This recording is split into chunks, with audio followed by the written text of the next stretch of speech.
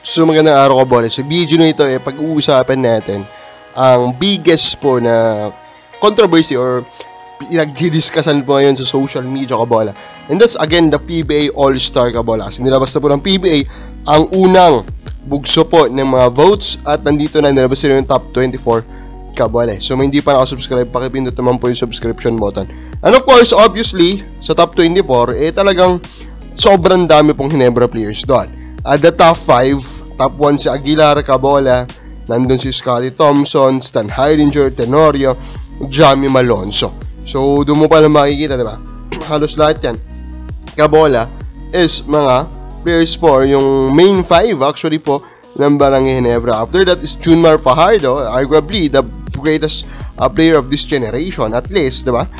Anmisi, another Ginebra, Pringle, another Ginebra, Perez, San Miguel, Tolentino, former Ginebra player, Abueva, Camson, Ftana, and so forth. Kabola.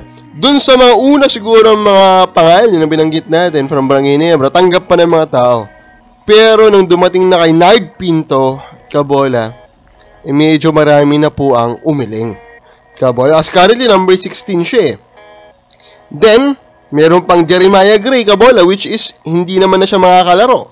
Kabola, because he is injured.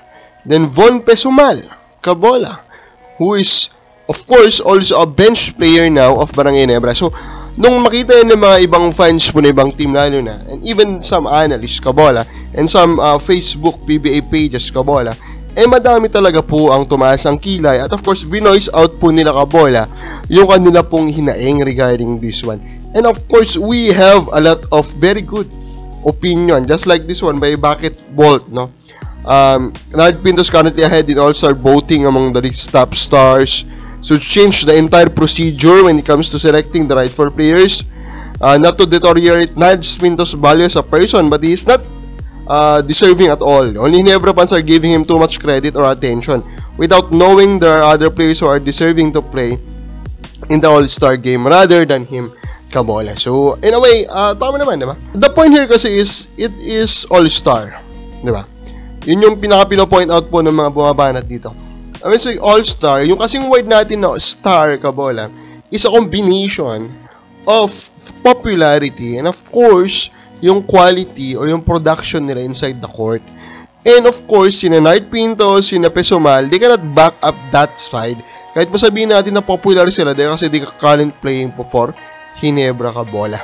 Pero sa akin naman kasi, I am also against the analysts, the Facebook pages, the fans who are attacking the fans of Ginebra, Kabola, with what is happening. Bakit? Kasi po, at the end of the day, they are just exercising po their fandom. Diba? Karapatan nila yan. And it was given to them, Kabola, kasi ganyan yung binigay na proseso. So, tinatake advantage lang nila. Take note, we are still here for our entertainment, Kabola. And for them, it will be much more entertaining kung yung All-Star is punong-puno ng mga All-Star po galing sa Ginebra. And for them, it is entertaining na may ipakita po sa ibang fanbase na kayang-kaya nilang ilagay sa All-Star kahit yung mga bangko nila.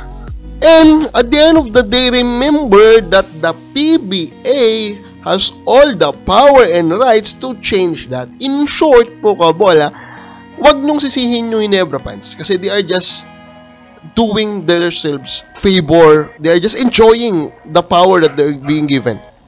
The problem here is, of course, the PBA who installed that type of process, Kabola. Diba?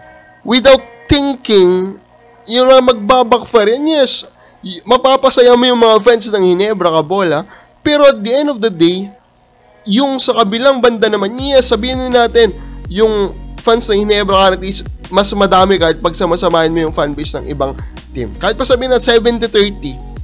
So, is it fine for the league na yung 30% madisway nila? Paunti-unti na ang kinakain po ng ibang liga yung PBA, di ba? Pero, ang gusto mo lang i-focus natin yung isang fanbase. In a way, that makes it hard for the PBA to further expand its popularity kasi nakafocus ka lang sa isang fanbase, Kabola.